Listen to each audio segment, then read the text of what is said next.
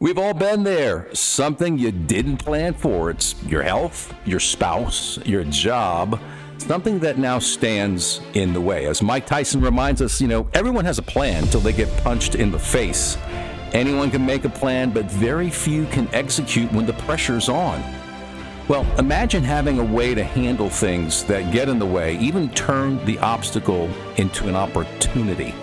Welcome to A Call to Rise. I'm your host, Joel Landy, founder, entrepreneur, former naval officer, and this is where we help you build resilience, which is the ability to manage high levels of challenge and disruption while maintaining high levels of effectiveness and well-being. Because goals without setbacks are uncommon, and big plans without resilience are just not happening. So if your job or life demands staying and playing at a high level, you're exactly where you need to be. So let's jump in. All of us are living from stories, and I believe that stories do two things. Either they push us forward or they hold us back, right? But all of our stories are creating our current reality, but they also create an identity. And I want you to think back to high school, which is fun for all of us, right? It couldn't be any clearer that, we figured out there was a group that we belonged to, and it was because we had stories going into high school about where we thought that we would fit in. And so, for some, when the identity is clear and they bring that forward into their lives and into their careers, they have got great lives, and they tell us things like, wow, I feel like I'm doing exactly what I was carved out to, designed and destined to do. And that's inspiring, really. But the rest of us, well, we've all heard a version of the following story, which is, and we know a lot of successful people, and they get to the top, and how the story goes is I got to the top and I realized that, that the ladder or the wall, I was on the wrong wall. I was on the wrong ladder. And they got to the top only to discover that, they felt disillusioned. They felt like there was something missing. And that's, we all know this, right? This is a hard story. We see it in movies, but it's a real story of people even being quote unquote successful and still feeling I'm missing. There's something that's missing. And so the question is, how do people wind up doing things like that? And how do they wind up doing things that are not even important, really, even though they are, quote unquote, successful financially or otherwise? And the answer to that is that they live by default and not by design. Or to put it another way, we're going to be happiest when we live from who we are, not who we think we ought to be. And I know that sounds a little deep. And look, you're in a series right now of looking within, if you're joining us, but also taking action. But I want us to talk about clarifying identity. And there's something that happens when we clarify identity. And what happens from that is our mission arrives. And it feels less forced. It feels natural to us because we're living from who we truly are, internally. So today's conversation is determining if you're living from who you are versus who you think you should be, or trading the weight of what you should be doing for the power of who you are. And of course, it's that idea again that when you live from who you are, there's a resonance, there's a peace. It fires you up, right? So your identity is the root of who you are, beliefs and values. And your mission is the fruit of that. It's how you put your beliefs into actual action. So we're going to talk a little bit about mission, but mostly today about identity, right? So for me, the root, go fast alone, go far together kind of thing. My root is my commitment to helping others do better in life and actually resolving conflict along the way. And so, for me, that I took on that mission years ago. But for you, the root might be someone who feels the need to protect or heal others. And your mission might be to, practice medicine or a type of law that advocates for the underserved. But, all of us, when we figure out internally what we are really about, then the career and the outward manifestation, comes. And there's other ways that you can look at it. We talked previously about mission. And just as a quick refresher, I want to remind you something that, mission is something that you're naturally good at, right? It's a problem that you're uniquely qualified to solve for others. And it's also something you're willing to suffer for, meaning you don't mind doing the hard work, the grind, because it's just something that intuitively feels so right to you. And so for the sake of today's talk, some research supports this idea. I mentioned it earlier about high school, that our identity is formed from groups we identify with and become members of. Right? So for me in high school, maybe this get a couple of laughs here. Maybe you can relate to this. I identified 4 primary groups in high school. There were the brainiacs, the jocks, the heads, and the nerds. Okay, so brief description. The brainiacs those are the academics, those are the valedictorians, they're the school government leaders, they're the activists, they're smart kids, right? Went out and did great things. The jocks played sports, they surfed like me, and they acted out all their problems once they started drinking at parties on weekends, right? The heads were the rebels. They went against authority, against the establishment. They did drugs, and unfortunately, some of them died young. The nerds, they were the band members, the computer geeks. They were socially awkward but undeniably adorable, right? So those are the 4 groups that we all landed in one of those 4, right? But we bought into a group and it became our story. And with it, a map and a set of ideas about how we fit into the world. And a lot of us brought those stories forward. And I said earlier, stories reward us or they hold us back. But those stories are what we tell ourselves who we are.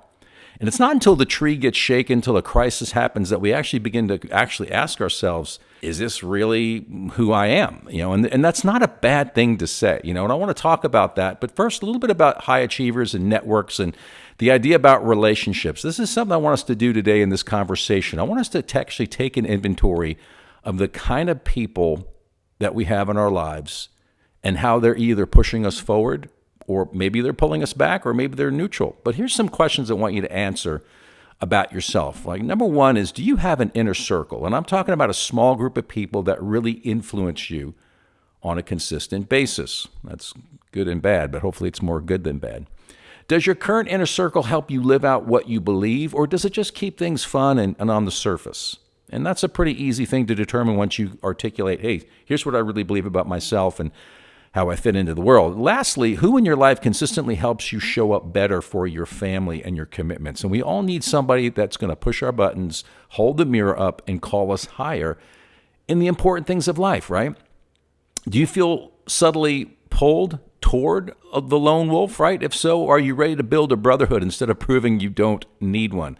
I'll talk a little bit about that in a second, because the lone wolf is a myth that needs to die. It needs to die now. But I want to examine 3 more specific ideas about the right circle, because those people are either lifting us up or they're leaving us stuck, right? And so, again, I want you to think about these questions, and I want you to have a conversation with somebody that you trust and talk about these things. I want you to work on them, right? So first question or idea is, are you acting from a chosen identity, or have you just settled for what was convenient? And a lot of us, smart in school, we study something, we come out of the gates, boom, and we're into a job. And 15 years later, 10 years later, we're like, I don't know why I'm doing this.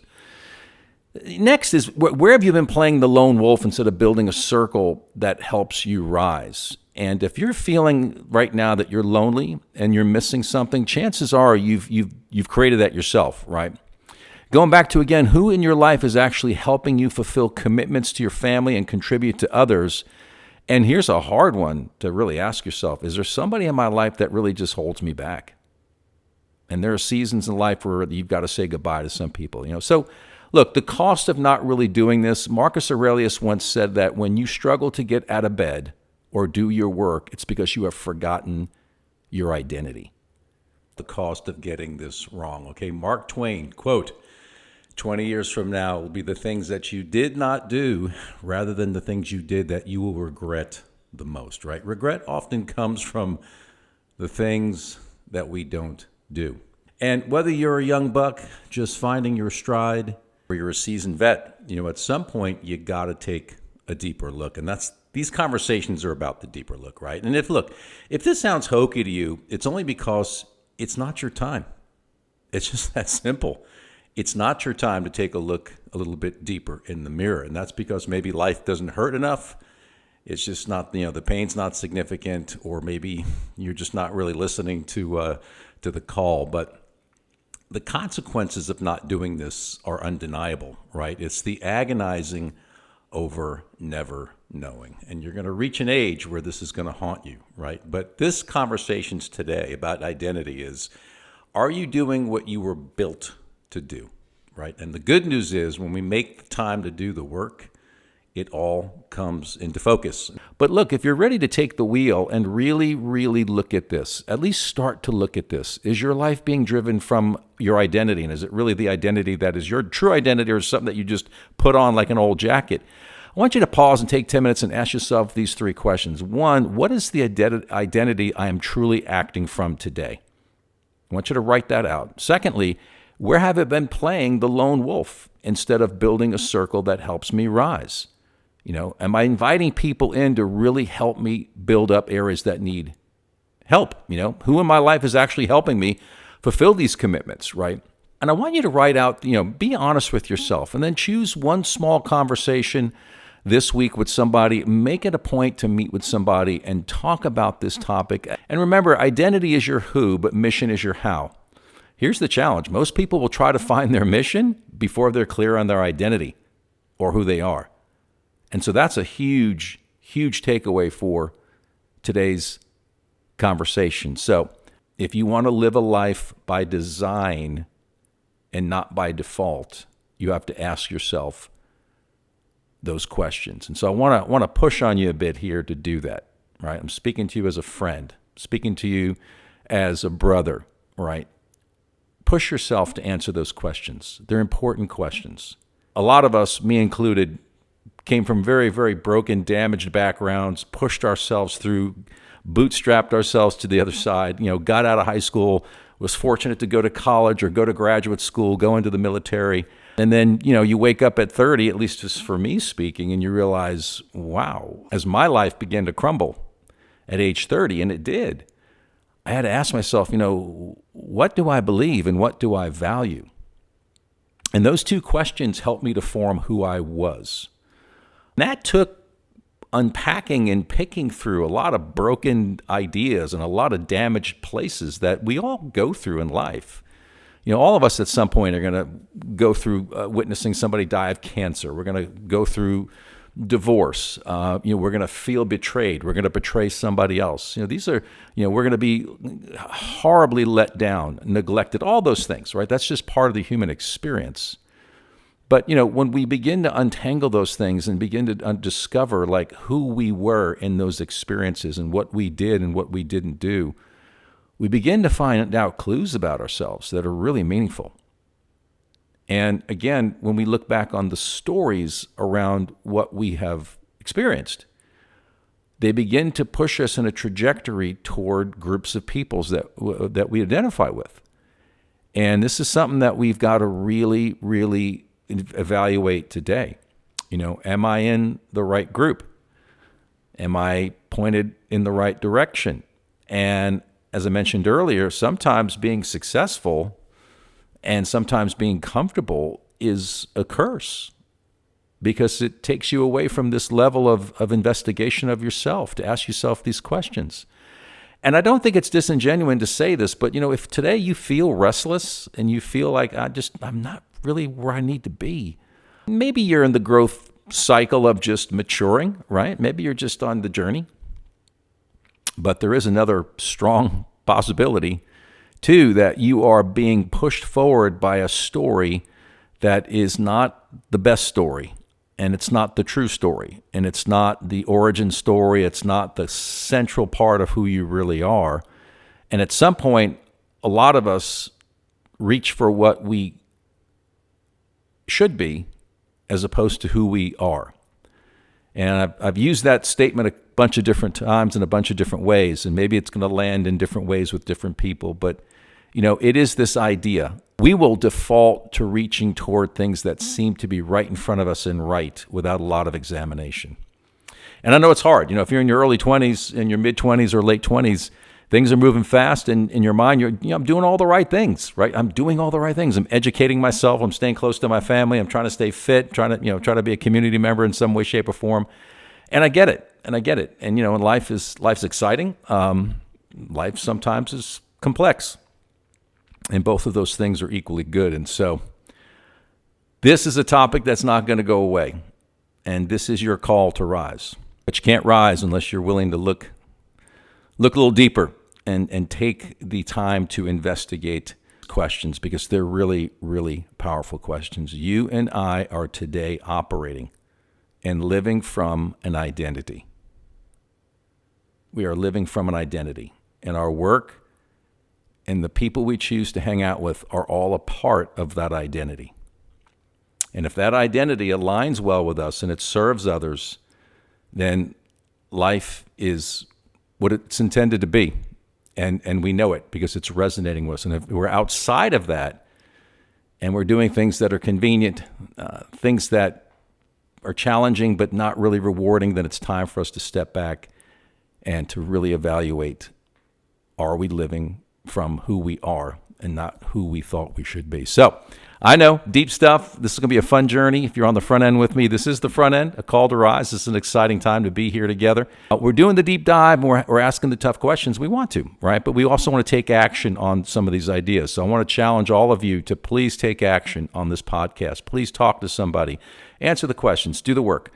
Drop some comments. Interact with me. You can reach out to me on LinkedIn. DM me, and we have a great conversation. But I want you to take this to heart because this is a topic that if you get it right, it's going to reward you. It's going to help you get out of bed every day and eager to live the life that you were designed to live.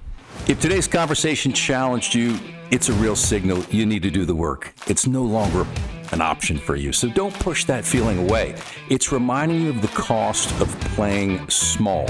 Success is easy when things go well, but resilience, that's cultivated when things go sideways. Make sure you subscribe, and if this episode brought you value, pass it on. It's how we grow the tribe.